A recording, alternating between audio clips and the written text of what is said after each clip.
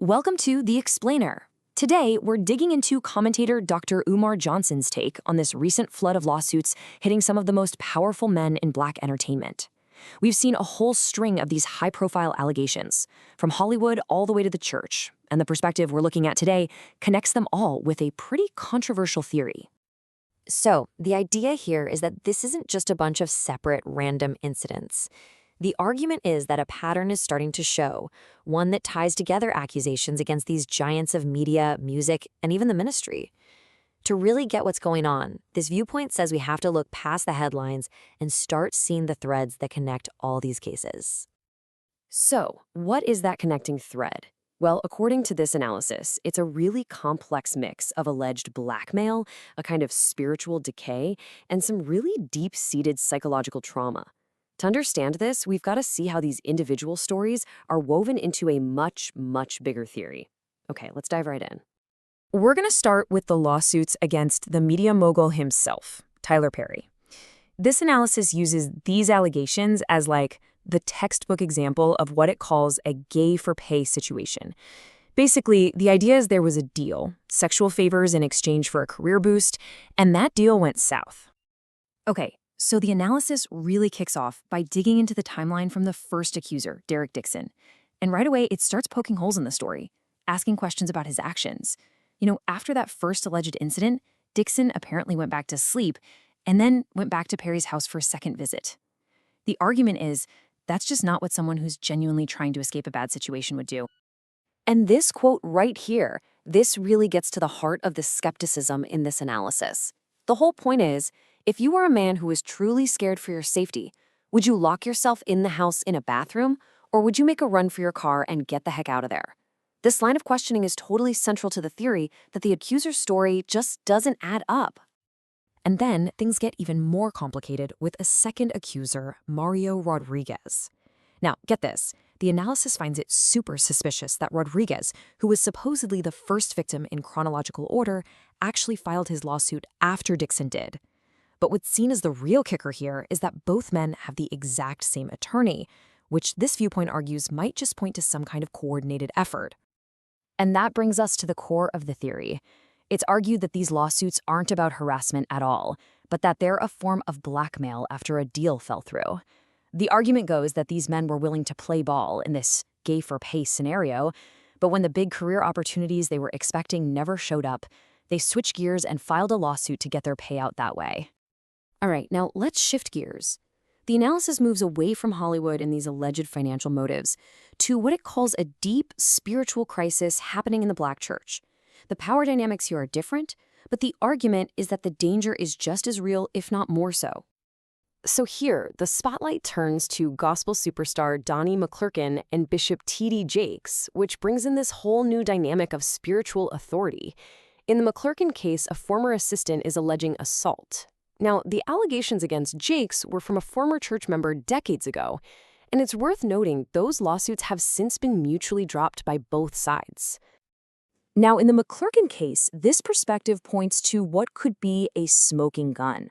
The accuser says he has an email where McClurkin apologizes, even allegedly calling himself a dirty old man and admitting he manipulated a young guy who came to him for spiritual guidance.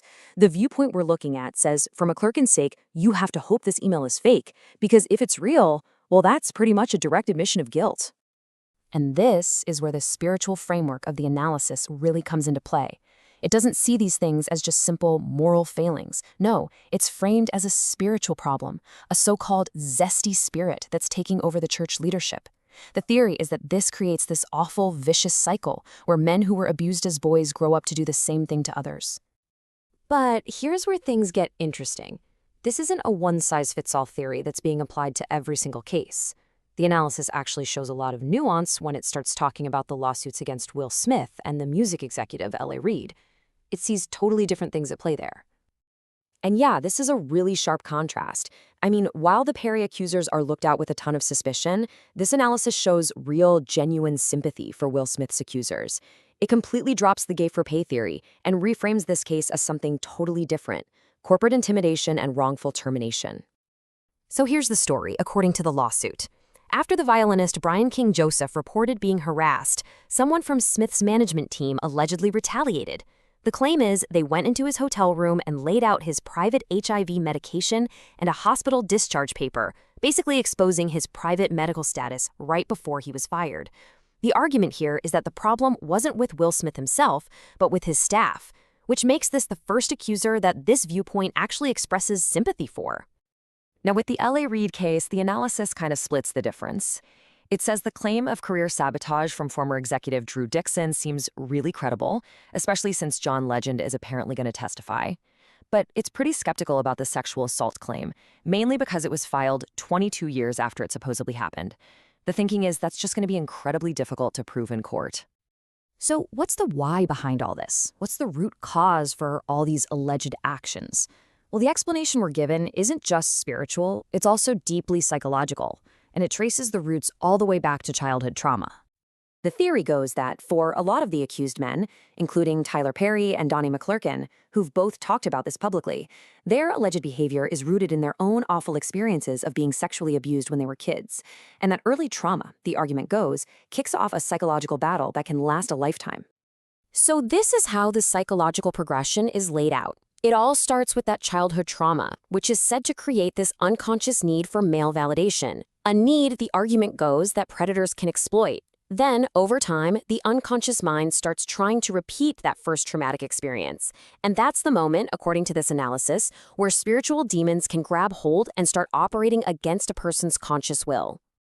And to back this up, the analysis pulls in a quote from the famous psychologist Carl Jung.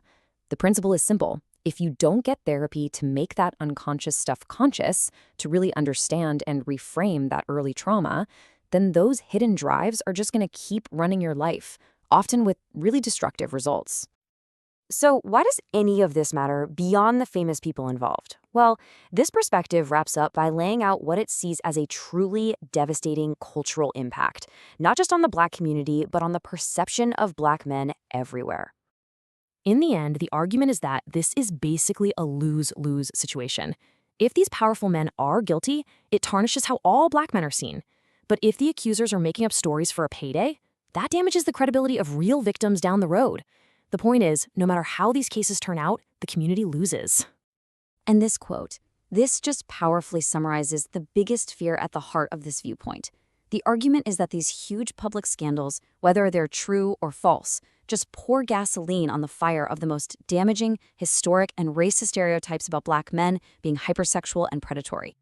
It's a provocative question, and it really leaves us to think about the bigger implications here.